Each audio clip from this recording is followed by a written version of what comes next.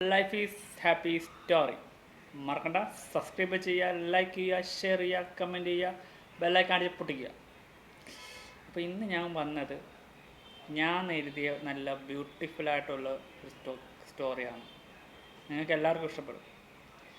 കഴിഞ്ഞ 2 സ്റ്റോറി എഴുതി എന്നെ വിജയിപ്പിച്ച എൻ്റെ സബ്സ്ക്രൈബേഴ്സിന് ഒരുപാട് താങ്ക്സ്.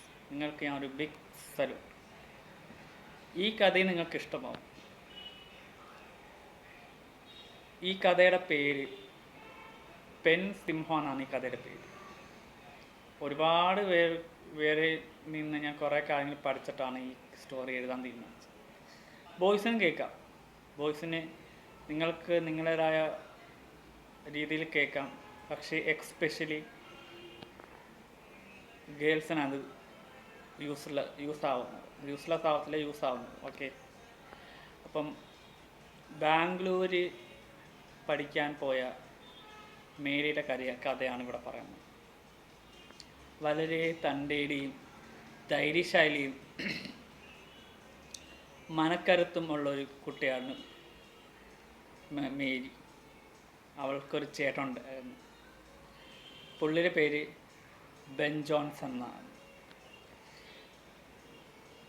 ഒരു സമയത്ത് ഈ മേരിക്ക് ആരുമില്ലായിരുന്നു. അവളുടെ അമ്മ അവളെ ഉപേക്ഷിച്ച് പോയി, വേറൊരു കല്യാണം കഴിച്ചു. പക്ഷേ അച്ഛൻ ഒരു കാർ ആക്സിഡൻറ്റിൽ മരിച്ചു. അതും അവൾക്ക് ഭയങ്കര വിഷമമുണ്ടാക്കി. അങ്ങനെ മേരി കുറേ കാര്യങ്ങൾ അറിഞ്ഞ് ചിന്തിച്ച് പെരുമാറാൻ തുടങ്ങി. ഓരോ ആൾക്കാർ എല്ലാവർക്കും അവളെ ഭയങ്കര കാര്യമാണ്. അവൾക്ക് തിരിച്ചു അങ്ങോട്ട് തന്നെ. പക്ഷേ അവൾ ചേട്ടൻ്റെ അടുത്ത് ചോദിച്ചൊരു കാര്യമുണ്ട്, ഇനി നമുക്ക് ആരുണ്ട് ചേട്ടാ? അപ്പോൾ അവൾ ചേട്ടൻ പറഞ്ഞ മറുപടി, മോളെ നിനക്ക് ഞാനുണ്ട്, നിൻ്റെ സ്വന്തം ചേട്ടൻ. നിനക്ക് അമ്മ ഇല്ലാന്നേ ഉള്ളൂ, നിൻ്റെ ചേട്ടൻ എപ്പോഴും നിന്നിട്ട് പോയിട്ടുണ്ട്. എന്നിട്ട് ആ ചേട്ടൻ വേറൊരു കാര്യം കൂടെ പറഞ്ഞു, നമ്മളമ്മ നമ്മളിട്ടിട്ട് പോയാലും എൻ്റെ മോളെ, എൻ്റെ പെൺകുട്ടിയെ ഞാൻ പൊന്നപ്പോൾ നോക്കും. ആ ചേട്ടൻ പറഞ്ഞ കാര്യം അവൾക്ക് ഒരുപാട് ഇഷ്ടമായി. പിന്നെ അവളുടെ ലോകം എന്ന് പറയുന്നത് അവളുടെ ചേട്ടൻ തന്നെയാണ്. പക്ഷേ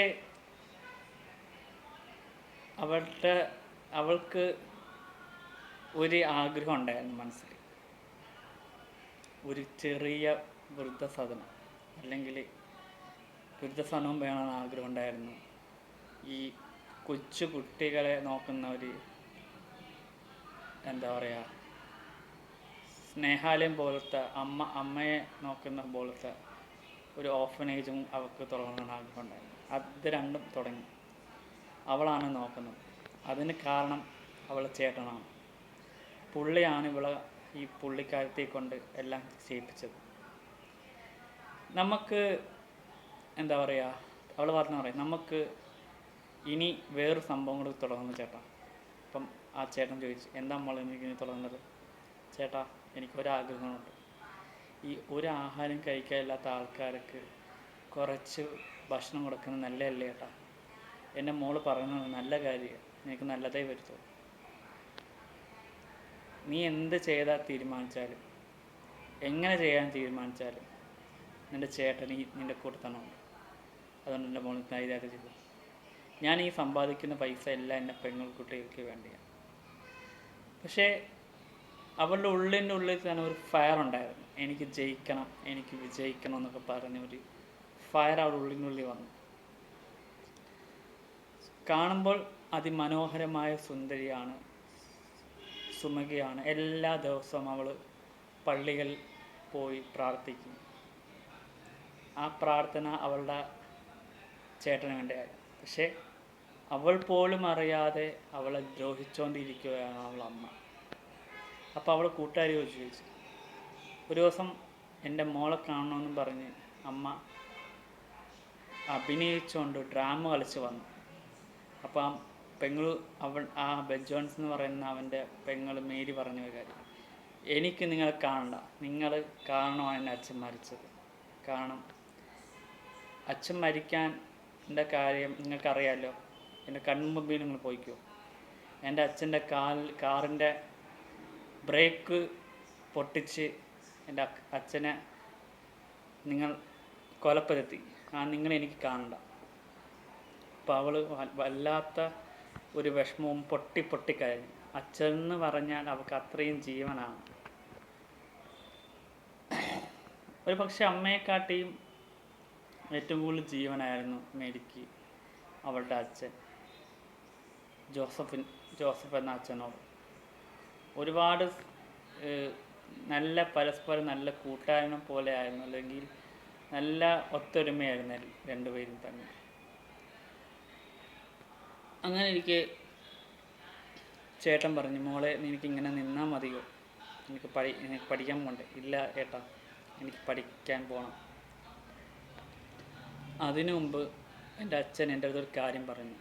മോളെ, അച്ഛൻ മോളത്തെ എന്താ പറഞ്ഞു? നീയും ഞാനും, ചേട്ടനും ഞാനും, നമ്മൾ രണ്ടുപേരും നല്ലൊരു ജോലി മേടിക്കണം, നല്ല കല്യാണം കഴിക്കണം. പക്ഷേ നമ്മൾ ആ അച്ഛൻ്റെ ആഗ്രഹം നമ്മൾ നിറവേറ്റി കൊടുക്കണം. അവിടെയാണ് ഏട്ടാ നമ്മൾ വിജയം. എല്ലാം നീ പറയുന്ന പോലെ ഒരിക്കലും, ചേട്ടൻ പറഞ്ഞു, ഒരിക്കലും നീ നിൻ്റെ അമ്മയെ പോലെ ആവരുത്. ചേട്ടാ, എനിക്ക് അവരെക്കുറിച്ച് പറയുന്നത് എനിക്കിഷ്ടമല്ല, എനിക്ക് ദേഷ്യം വരുന്നു. ചേട്ടൻ വേറെ എന്തെങ്കിലും പറ. അങ്ങനെ തലയിൽ തലോടിക്കൊണ്ട് അവൻ്റെ അനിയത്തിയെ അവളുടെ ചേട്ടനെ സമാധാനിപ്പിച്ചു. ഇനി നമ്മുടെ ജീവിതത്തിൽ നമ്മൾ മാത്രം മതി. അങ്ങനെ അവൾക്ക് പല ദ്രോഹങ്ങളുമായി അവളിലേക്ക് എത്തി. അവിടെയെല്ലാം തടഞ്ഞത് അവളും ചേട്ടനും കൂടെ. പിന്നെ ദേഷ്യമായി, പകയായി, വിദ്വേഷമായി. അവസാനം അവൾ പറഞ്ഞു, നിങ്ങൾ എൻ്റെ കൺമുമ്പിൽ വന്ന ഞാൻ തന്നെ എന്താ ചെയ്യുന്നതെന്ന് എനിക്കറിയത്തില്ല, അതുകൊണ്ട് എൻ്റെ കൺമുമ്പിൽ പോ. അവൾ ദേഷ്യത്തിൽ പറഞ്ഞു.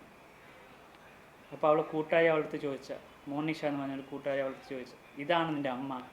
ഇവരൊക്കെ ഒരു സ്ത്രീയാണ്, സ്വന്തം ഭർത്താവിനെ കൊന്ന സ്വന്തം മോളെ തെരുവിൽ ഉപേക്ഷിച്ചു ഇവർക്ക് സ്ത്രീയാണോ എന്ന് പറഞ്ഞു.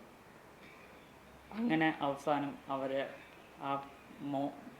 ആ വൃത്തികെട്ട സ്ത്രീയെ പോലീസ് അറസ്റ്റ് ചെയ്തുകൊണ്ട് പോയി.